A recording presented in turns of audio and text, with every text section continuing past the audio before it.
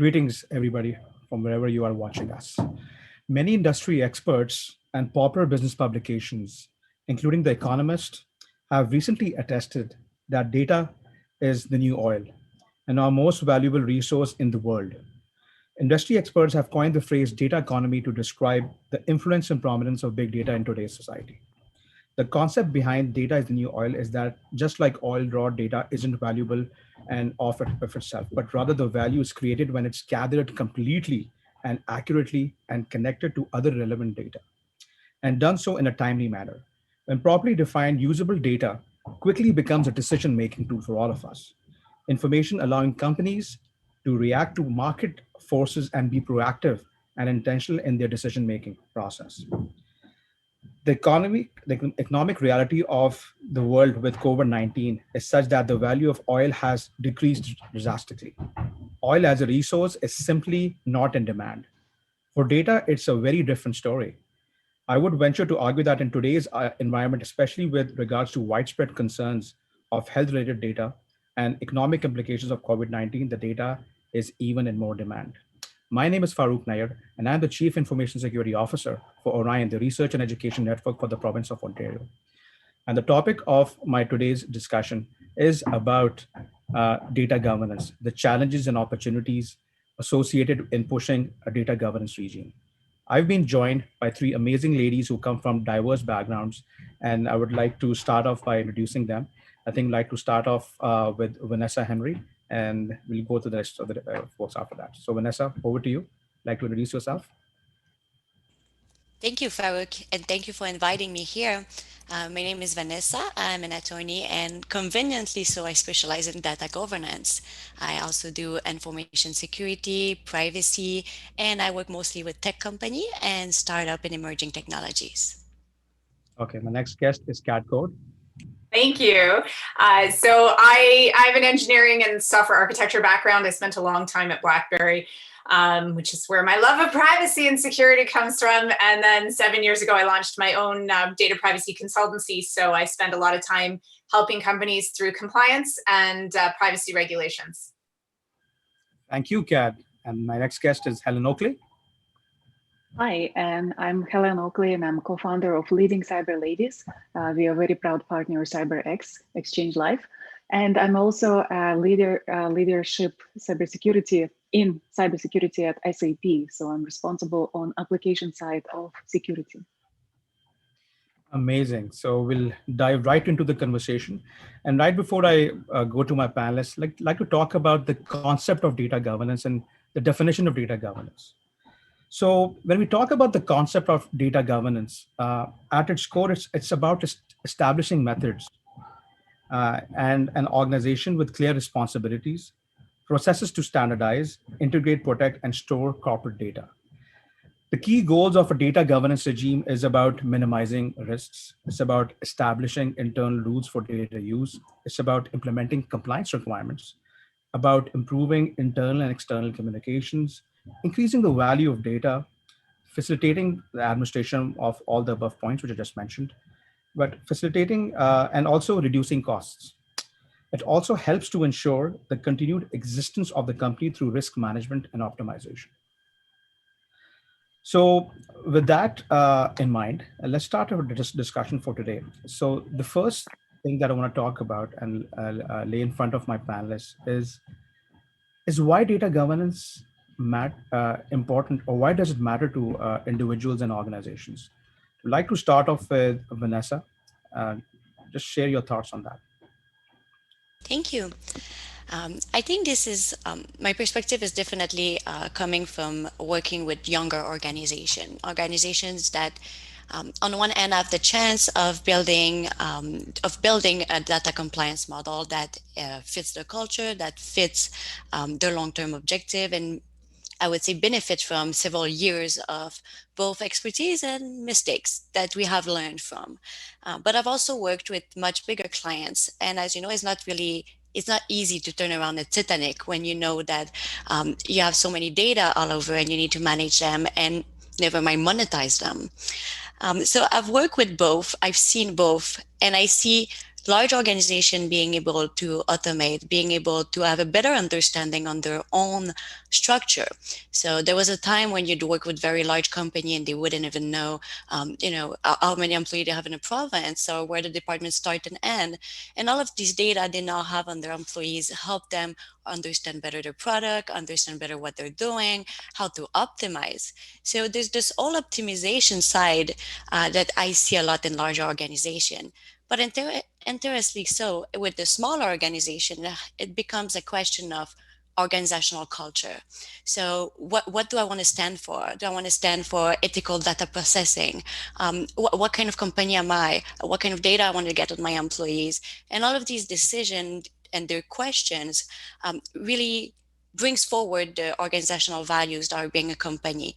Those that really want to capitalize on trust, for example, will tell you they do not want to have these data. This is not something you want to work on. Or they'll tell you that they're very concerned about the fairness of the data.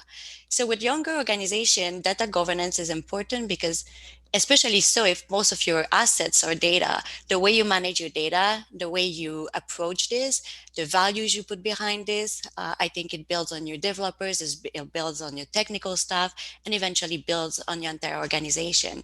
And then down the line, obviously, why would I care as a person, not as an attorney, but as a person?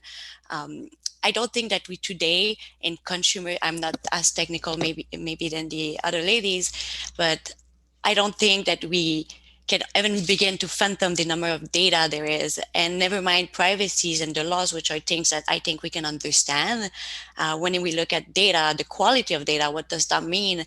And then these data are used to make decisions about us. And I think this is the area where we start to care as individuals, and how we care and how we're going to word that. I think we're still working on it, but definitely there are effects on individuals, corporations of all sizes.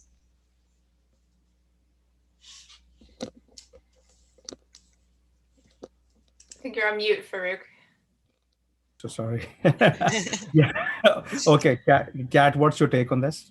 I loved what Vanessa said. Certainly from a governance program, and we were all concerned about data, but from a governance program, as she highlighted, it's really about making that mission statement and saying, okay, as a company, where do we feel on data? So in same working with clients and seeing their data, everything becomes a threat risk analysis. And then what is that threat to your company? So if you care more about collecting more data than you do about privacy, and that's your mission, which I don't approve of, but if that's your mission, then that's where you would put your money and your time, is to construct the ability to collect more data. If your focus and your mission is, privacy first and minimize data, then that's where your time and energy will go into figuring out how much data you're collecting and how to minimize that data. So it really directs the company. And as I'm sure we'll get into as we talk, data is something that filters through all levels of the business and all sorts of different verticals of the business. And so having that governance program that kind of oversees a company allows you to say product management and customer reps and development, and then it allows everyone to come together on the same page about how you're treating that data that you're collecting, that you're processing, that you're storing, and how you're handling it in the long run. Thank you, Kat. Now I'd like to move over to Helen. Helen has been a security practitioner, has been served in security leadership roles. So I think from your perspective, Helen, why does data governance matter? To organizations. Yeah, so I second both ladies who talked before me on the importance of data governance. From cybersecurity perspective, it's important to have consistency and quality of data and understand what data we need to protect. So in this essence, data is our asset. And as a cybersecurity expert, we need to understand and make sure that we follow all the practices and policies to protect the data. But without the data governance program, we won't have this clear picture, the big picture, and definition of what data we need to protect. Thank you, Helen. So let's move the conversation forward. Let's talk about the concept of data governance and what's driving the conversation. Data governance has got various aspects to it, various caveats to it. So I think we'd like to hear Vanessa's perspective on what is actually driving the conversation behind data governance? Is it legal requirements, compliance requirements, business requirements? What's the key catalyst behind this? Well, I feel if I don't say it's the legal requirement, it's the wrong answer. But I would say legal touches everything, right? Essentially, and I always get these conversations. It's like it's so hard to comply with this or that, and I always say, fundamentally, put your values first, and you'll see that what's left to comply with is much easier after. But what's driving, I think, in terms of values data governance lately is a lot privacy. I've been doing privacy for a very, very long time. So to the point that I don't work as much with it as I used to before, because I feel like there's a lot more standards than before, there's a lot more guidance than before. And my attention has turned into what I like to call the baby monster we've created with privacy. So I think privacy is still driving the conversation. We still see it all over the news, and we still see information security as well.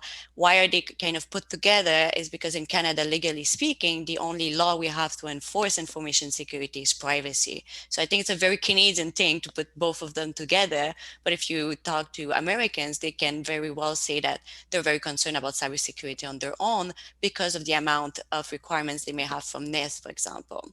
But I think here, what I'm seeing, because here in Montreal, we do have an AI institute. So data has been a lot of talk here, and I see a lot of movement from privacy towards fairness, towards ethics, and towards how do I code something that doesn't have so many biases.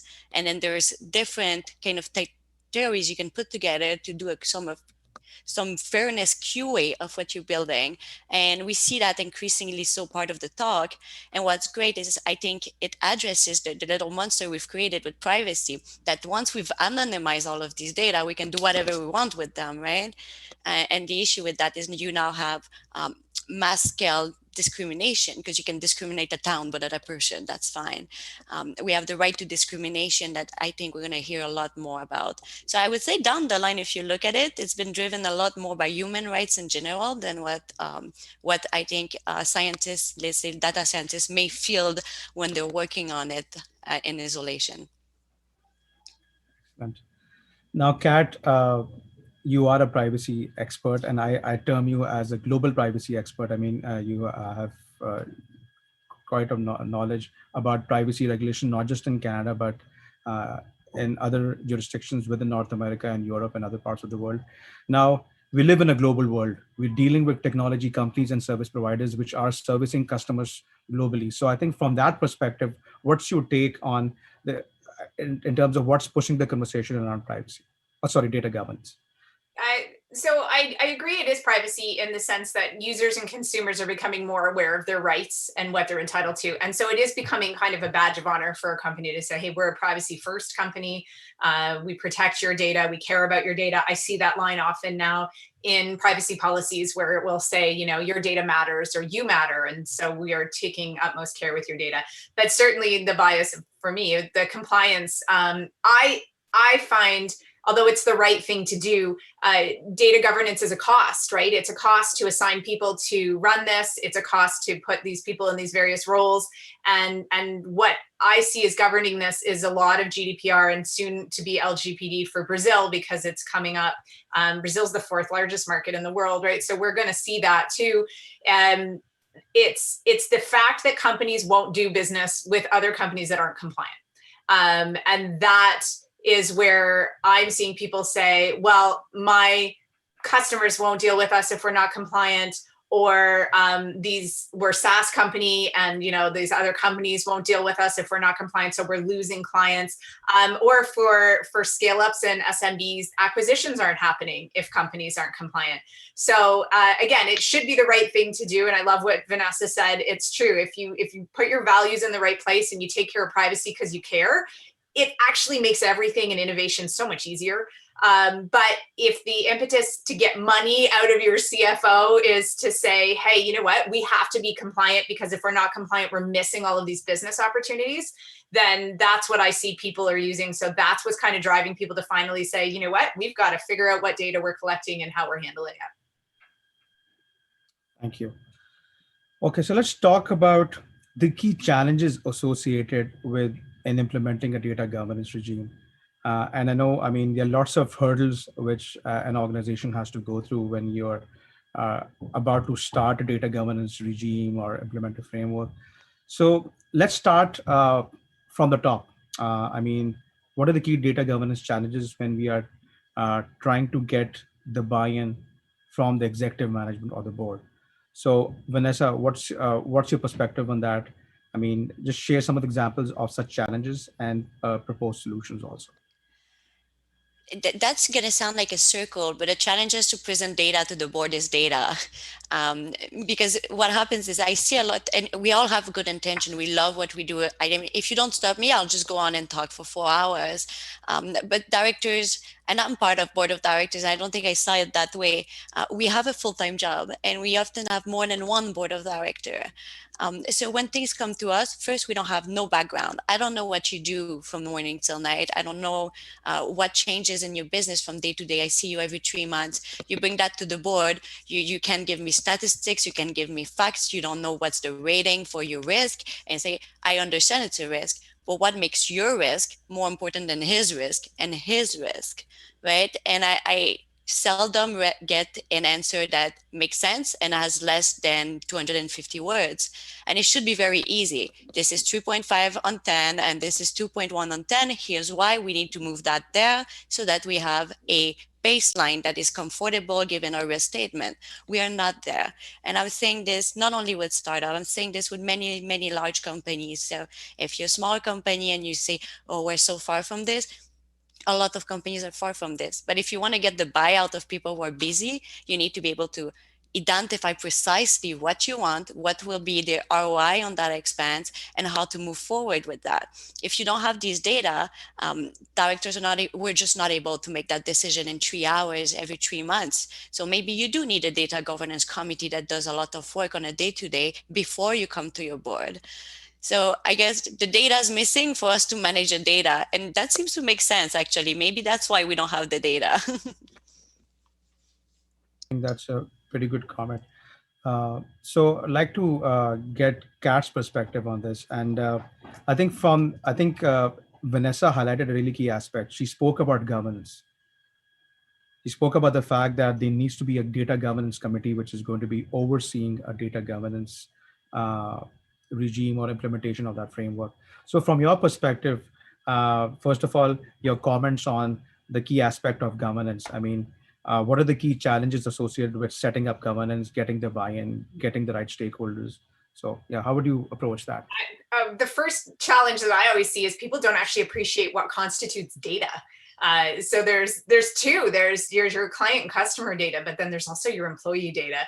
And so there are companies that are sitting on pay stubs that are sitting on other people's laptops. Like there's all sorts of information, especially personal information and sensitive information that's sitting in a company that I think the realm of how much data do we have.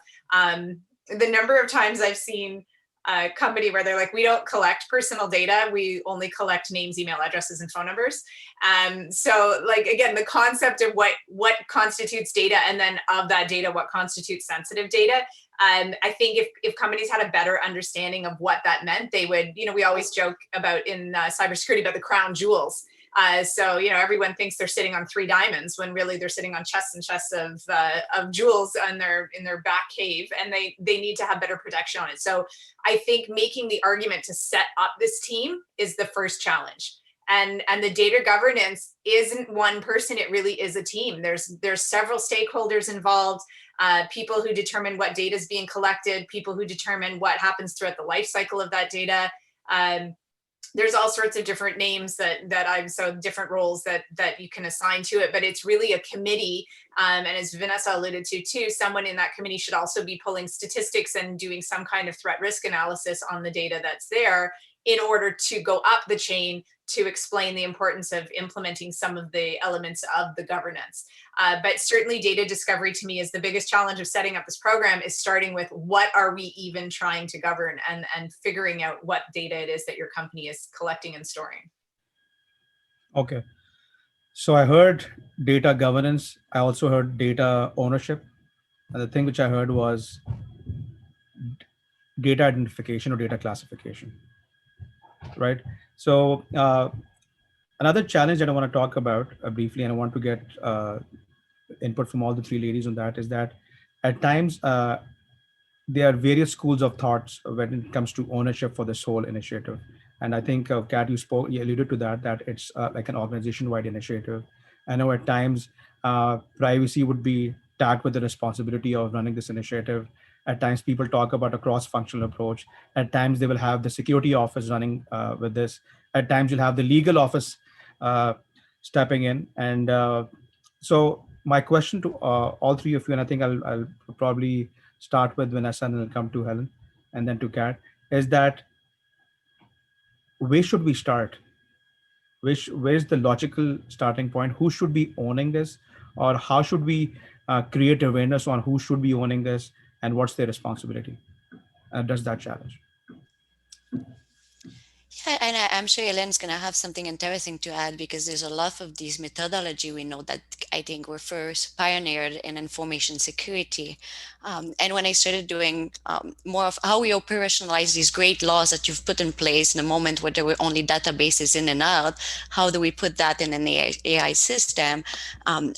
The first way we look at is information security because they had more elaborated methodologies for risk management, risk quantification, and today I'm able to do part of this alone, but I have a certified data protection officer background, an iOS 27701 background, a master in law. I have combined a lot of expertise to be able to just have a full talk on my own. So to say that one person should be able to navigate the entire conversation, I don't think so. I don't think I can navigate the conversation with a data scientist, but I can understand the notions. And I think what's important is to have the spokesperson. So it doesn't need to be somebody that is accountable for each part of that process. In very large organization, you may have that. That would be a chief data officer. I know of no organization with that yet. I know with CTO, it's not a very Canadian thing, and it's very resource intensive, especially if you need to have a data protection officer, a privacy officer, a chief data officer. It starts to be a lot of people. So I would say who leads this? Now I'm gonna preach for my church, but I think get a lawyer, get somebody in your team that understand what they want, let them do the politics. That's why you have a legal department. Like Kat said, and she's entirely right, if you can tie that up to like make your legal department your friends, because if they can call this a non-compliance, they will get the attention of the board. If your general counsel says there's a non-compliance, is not the same than if you have a committee that says there's a risk somewhere with my data. So get somebody that can actually carry your message forward, get somebody that can organize you, because you have amazing expertise, but you can't possibly dilute it to be able to navigate the conversation. So I would say who owns this? Depending also on your business context. If you're very privacy intensive, there's going to be a lot of the legal department. If you're not, because I have a lot of clients that are not privacy intensive, let's say IoTs that are getting data from infrastructures, like how is it moving? Like, there's no legislation applicable to me. Yeah, but these data, in their case, they have a big difference between anonymous data and aggregated data, one being confidential, one is not. So their entire way of managing data is entirely different than an organization that has a lot of PII. So how you're going to manage and who's going to be responsible may also vary depending on what you do and how big you are and which industry you're in. Thank you. So Helen, you've been associated with a large tech organization which is serving clients all over the world. So I think from your perspective and from your experience, I mean, who should be running with this? Is there a silver bullet? How do you get the buy-in from the management? What's your take on that? Yeah, so definitely it's not a one-person job, and we have to remember that we try to throw all responsibility to IT, and this is not the right way of managing data governance. IT would be responsible, so they should be responsible for system, and then there should be a data owner responsible, and those data owners that are assigned at different levels depending on what data they're working with have to be responsible so that there is no clash. And something that Kat, I think, mentioned in previous comment as well, it's a lot, we're working with people, and it's not only the technology that we're working on, and strictly data, be working with people and change an assignment, and you will hear, you will see all kind of political clashes. That ownership is crucial in that, and the challenge is to start with the program and start assigning the ownership from the beginning, understanding what is that data meant for and who is responsible for that data. Is it data for analytics? Is it data for your sales team, or so on? And from there, you will define the responsibility. Thank you, Helen. Yeah, like to bring another dimension into this conversation. So we have been talking about strategic challenges.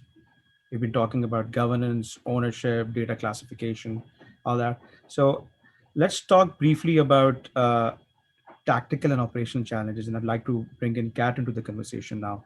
Now we have the buy-in from all the stakeholders. You have the buy-in from the executive management. They have given, they have set up a project team and all that. Now let's talk about what are the key tactical and operational challenges, and what is the best way of addressing that. Well, I'm back to like figuring out the data. I think the first tactical thing, depending on how far down you are, and Vanessa said it's hard to turn around the Titanic. The sooner you can start this, the better. The sooner in your company, it'll cost less the earlier you do it, right? To determine this. There are automated tools that will do data detection for you. You could sit down and put together a spreadsheet. It really depends again on the size of your company, but determining how, from a tactical perspective, how are you even going to, again, define data? Are you looking at internal data or external data? And how are you going to collect the data? And then how are you classifying that data? And then once you have the data, before you worry about how you're going to maintain it, do you even need to keep it? So often companies will go through this process of determining what data they have, and then it turns out they have a great example is gender. So gender used to be this fantastic anonymous thing that was not identifiable. And then now what we have is all sorts of systems that will accept male, female, non-binary, something else. And so what you'll get is you'll get 100 people and you'll have only one individual that identifies as non-binary. That suddenly becomes identifiable information. So I got to say, every client I've talked to in the last 2 years, I say, why do you need gender? Why do you need gender? Like unless there is some health related reason why that field needs to be there, it's one of those historical fields that we have collected for so long that people don't even stop to consider why we're collecting them. Why is that even important? If I'm ordering something online, why does my gender matter?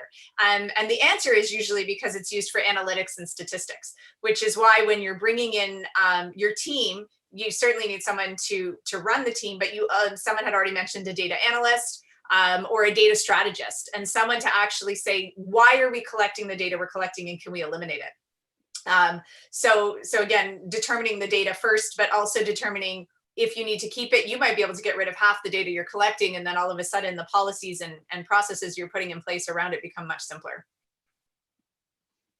And I wanted to add on tactics a little addition. Hello?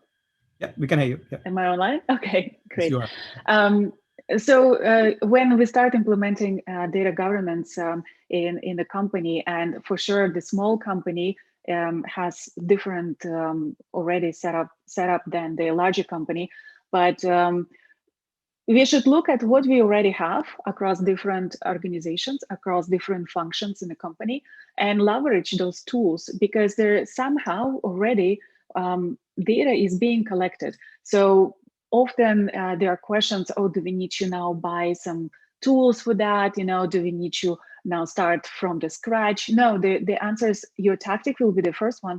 You don't start from the scratch. You identify how you do it right now. What are those pieces? And integrate them and use them, leverage that in your project for implementing the rest of the data governance. And for sure, implement the plan and how you're going to collect that progress, how you're going to collect the KPIs, right, of your improvements. Thank you, Helen. I think I'm taking the discussion back to the strategic part, or the strategic buy-in.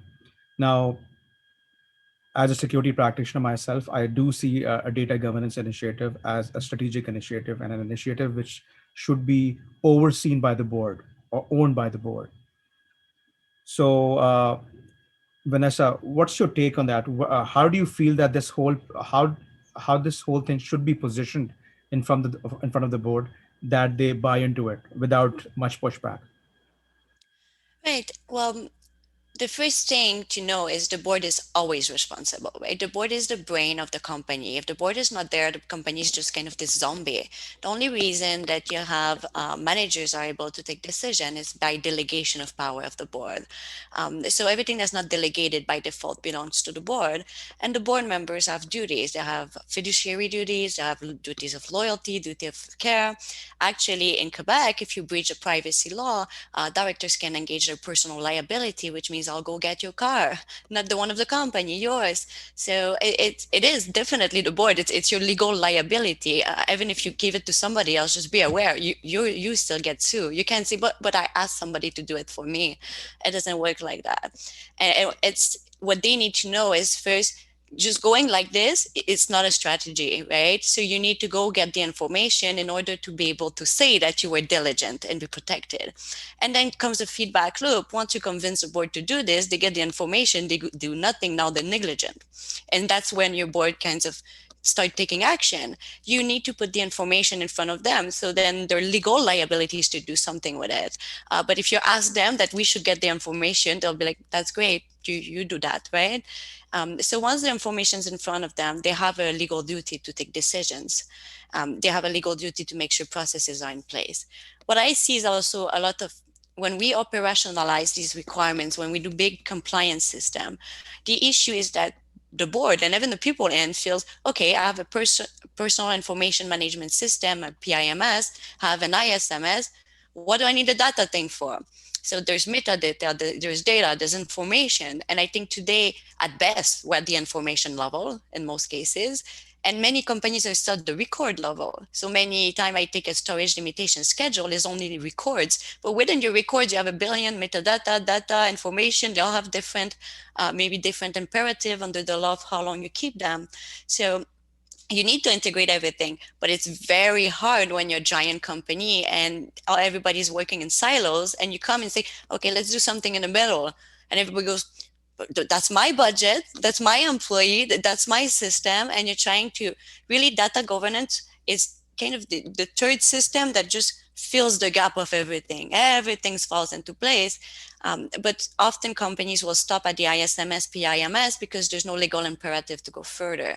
And I think that's where we have the issue, because if I have my board comfortable with personal information, then I cannot rely on that legislation to have them manage other type of data. So the way we communicate to them, do they know the difference between data, metadata, information? Do they understand that we have nothing in place for metadata when we say information, even though we're supposed to? I don't think that language is there, and I don't think they fully understand why we need a third system in place. And I think that's probably the biggest challenge with younger companies that want to build its own AI. Then naturally they'll do it because the quality is important for them. So you want to manage it. But if there's no economic imperative, there's no legal imperative, that's when it's going to be very hard to turn that into a strategic project. It's not tied to a product, it's not tied to money or to very tangible consequences. So you'll have to tie it to something if you want to make your way through all the other risk that exists in a company in the middle of a pandemic, right? Rightly said. Yeah. I wish we have such legislations in other provinces too, that they made the directors more liable for such things. Yeah. Anyways, coming to Kat. So, Kat, I'll just add another spin to this question for you, and the spin is that: is it an easier sell to a board of a private sector organization, or is data governance an easy sell to a board of directors of a public sector organization? Keeping in mind the regulatory side of things. What's your take on that? Yeah, I think it's always easier. Companies that are used to being regulated, especially financial and health-wise, are usually much more amenable to having more regulations put in place. I think one thing that we've sort of touched on too is it's twofold in terms of governance. It's quality and quantity. and it really is very much dependent on your company. So from a financial and health perspective, quality of data is imperative. We have to have the right data in place at the right time. A lot of new companies that are just using data for analytics don't concern themselves with quality as much, because if they throw the wrong ad out there, it's not the end of the world. So I think from a governance perspective, trying to explain the quality aspect to some of these public entities is much easier, because they tend to be, again, regulated by government and regulated by a lot of these industries. A lot of these private industries are looking more around how they're making money in terms of reselling data and in terms of analyzing data. And that's where they're more interested in having more quantity and not as interested in that quality. So that data governance program is really critical. Again, it's a hard sell, but it's a really critical piece there to ensure that you're limiting the quality and increasing the quantity, and that balance for them to make sure that they're doing that. Okay. So Helen, coming to you, I mean, you're working for a company which has presence almost in every country of the world, based in Europe, and has offices all around the world. So do you think it would be like selling data governance to your board would have been an easy job for the people responsible for this in your company? Yes, absolutely. Compliance we weren't excused from compliance, right? So that's an easy argument. And I think for many companies, I completely on board with that. But I think what's also, as company maturing, they understanding that data is more than compliance, right? And like Kat mentioned, it's very important to focus on the quality of the data. And the board responsibility is really to drive the culture, data-driven culture in a company, and be a data-driven leader for the company, where we rely and make decisions based on the data as well. So it's I would say for SAP, we are sold on this. Yeah. But for other companies, if you go on the next step from compliance, I think the data-driven culture is something that they could also look at and collect this quality data for their purposes. Okay. Okay, let's move the conversation forward. Let's talk about the best practices associated with in implementing a data governance regime. And I think we briefly touched upon that, but I'd like to position this question in front of Kat. I mean, what are the key best practices which organizations should take into account while going for it? The do's and the don'ts.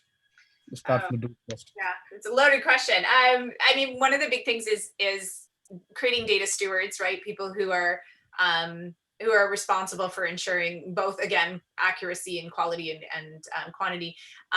Somebody needs to define the data lifecycle for your company. And I think people have touched on it, but that lifecycle includes a retention period. So how are you collecting the data? How are you analyzing or storing the data? Where is it being processed? And then the retention for that. And if you can find a way to define that life cycle in a way that makes sense for your company, then it can potentially go through your verticals.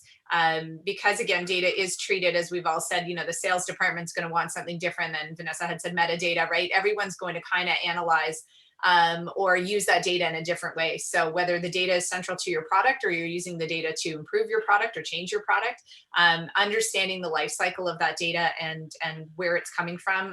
If you don't know a lot about data life cycle, if you just Google it, you will get all sorts of lovely walkthroughs on how you kind of define what that means, and you can tailor it. And I think something to keep in mind that we've all sort of hit on here is this really has to be customized for your company. And so having someone with some expertise, and that's hard because this crosses so many. I mean, I think Vanessa's probably the one person I know who has the legal background and the CPO background and the DPO background and the little bit of everything.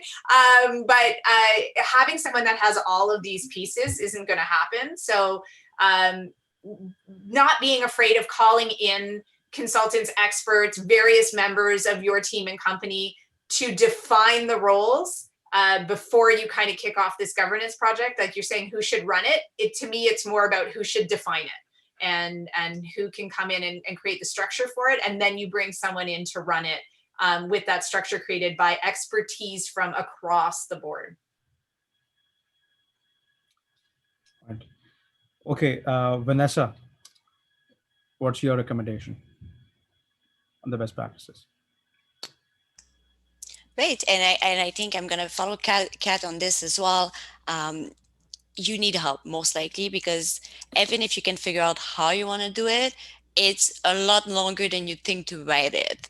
When cryptocurrency came out, everybody says, oh, we need laws on cryptocurrency, and lawyers are like, wait, we have laws already, we have laws on money, we have laws on things that we exchange.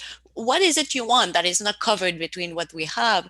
So even if we know what we want to do from technical perspective, often the biggest job that uh, our governance staff do is kind of looking at all these policies, and it may be that you need to add in another policy that is not related to your data, and you need to add there. So before you go on that project, there's a project management to do, and one of it is how you design your compliance system, right? So do you have a document management standard? If you don't, you probably need one before you start putting tons more. And if you have a policy, you have a standard, do you have a form that people can fill? How does the information go up? When you deliver this to your client, it has to be something that the client can take and roll out. A bunch of principles and not something you can roll out. So it requires putting forms in place. Sometimes we build softwares with them so the information flows. So it's very easy to say we're going to do this, this, and this. It's much harder to have this mechanism in place, have the artifacts of this mechanism being there, so you can have data to do an internal audit to improve over time. That's a complete different expertise, but it's really important to do it. Same thing when privacy came out, everybody wanted to have that privacy playbook that's going to solve all your problem. And I was like, people call me like, yeah, this company told me I could just print that out and I'll be compliant. I was like, great, what's their number? I'd like that too. But it doesn't work. It's not like that.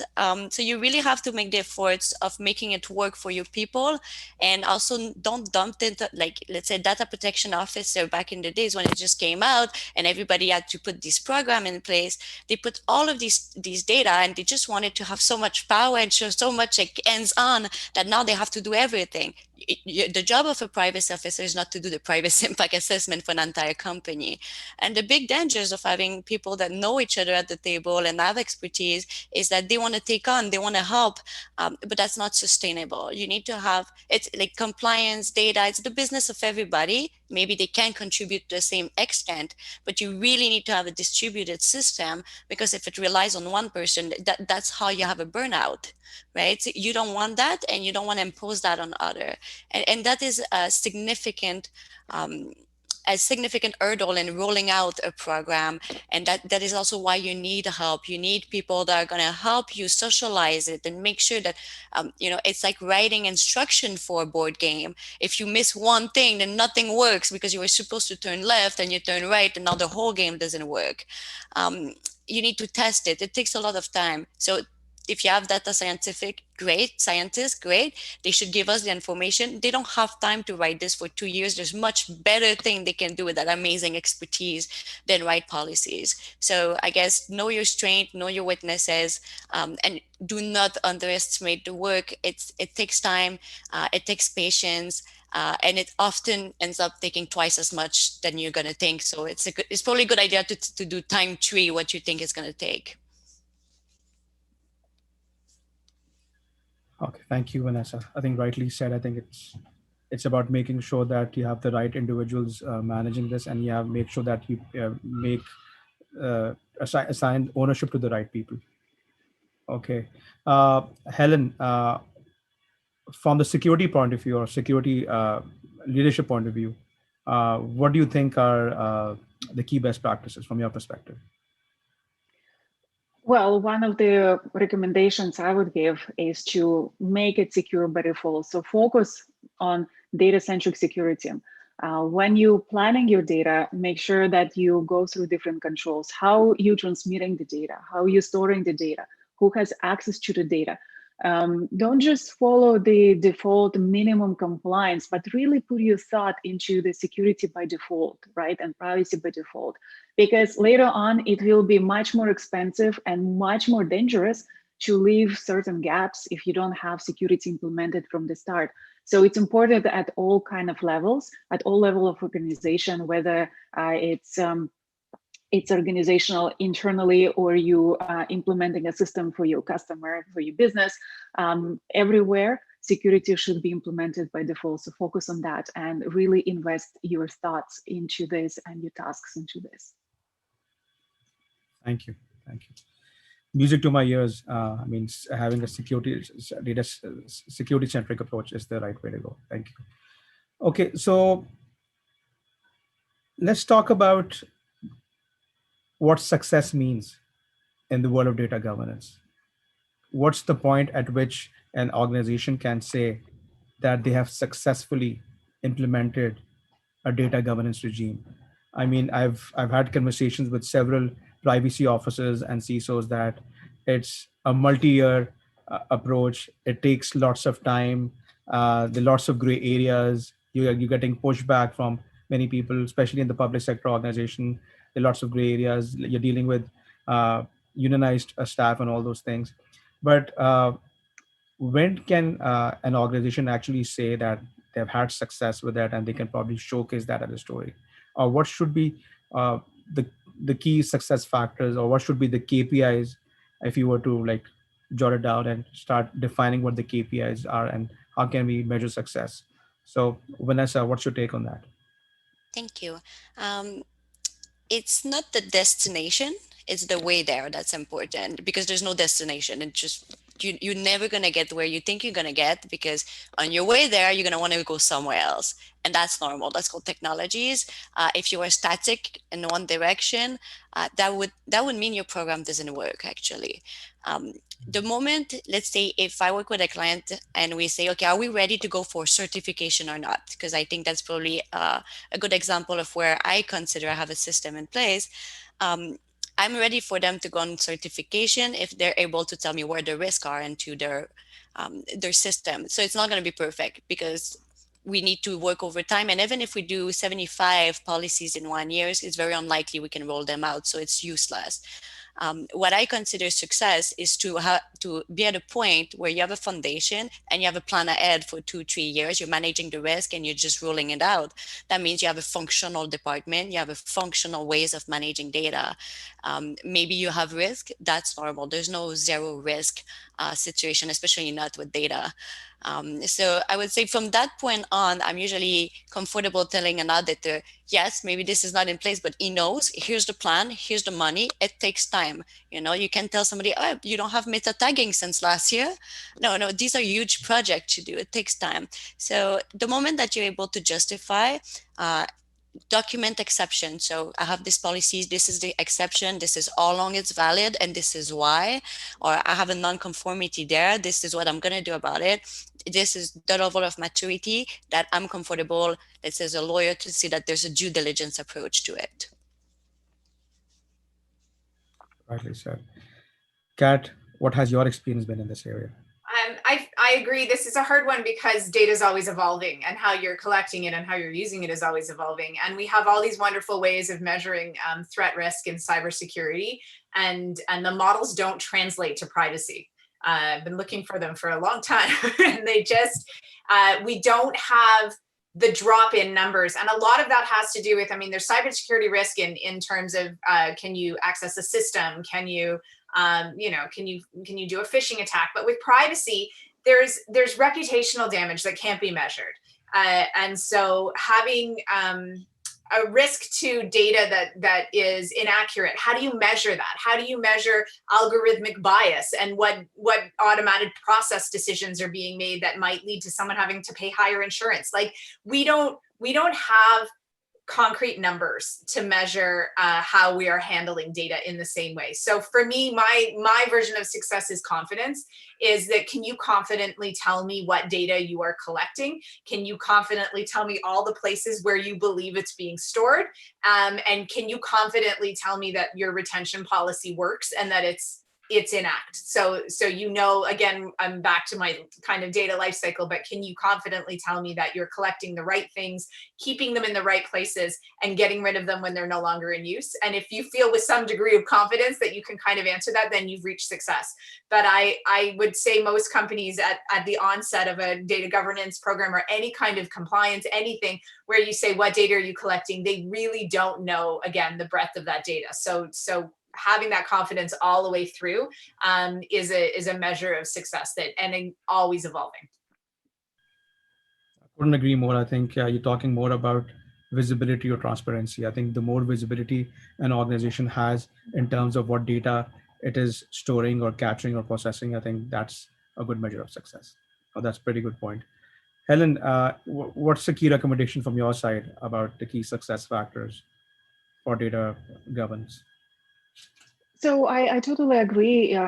It's very difficult to measure over time. And from my perspective, from security perspective, it would be the maturity of the company and how they're protecting. So to make sure that the checks and audits are going through, and not just from a sake of passing the audit, but actually you do have those policies in place and you have a way to check that policy is being followed, and it's a success. So another point maybe to the previous question, to see your success, make sure you implement your target metrics. Yeah, so what are you going to collect? How are you going to measure your success for the management and for upper board level to deliver those ROI?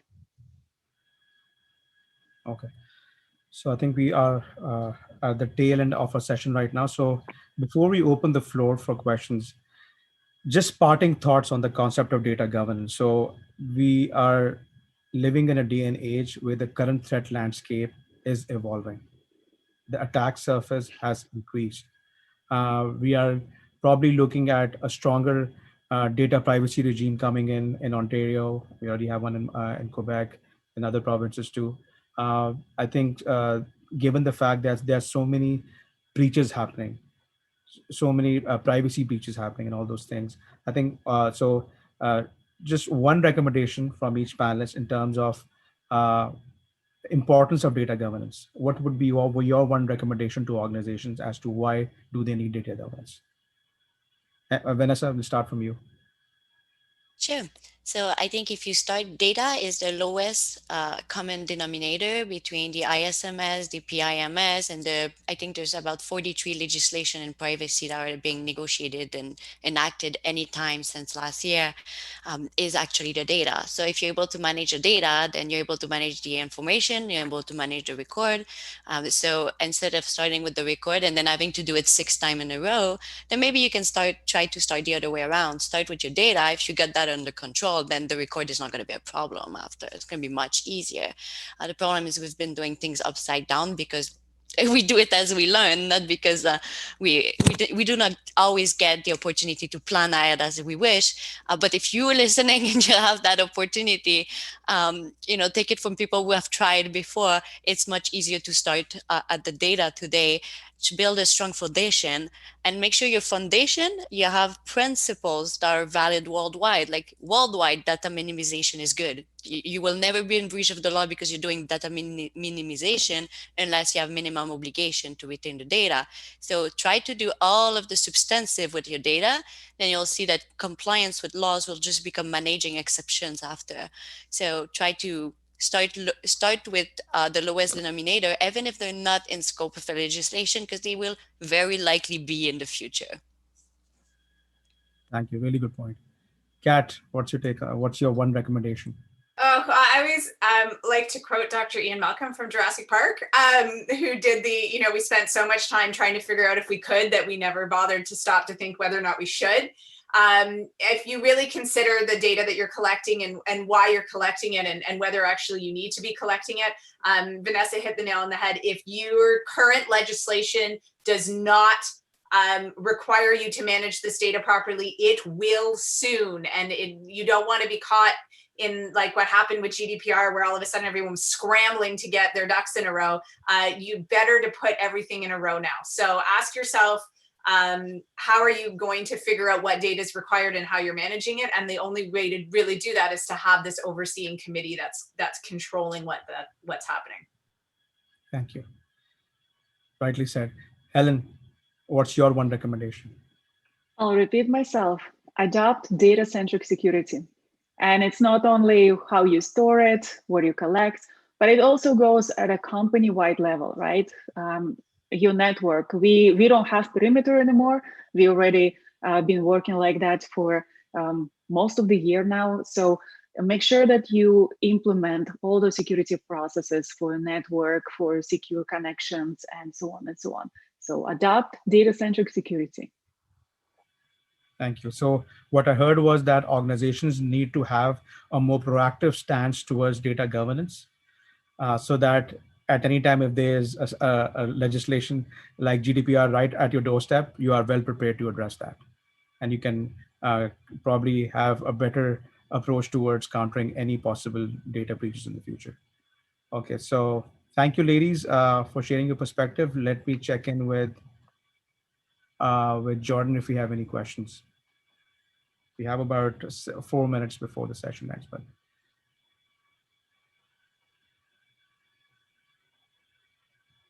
okay. I don't see any questions popping up. I'll give it another 10 to 15 seconds.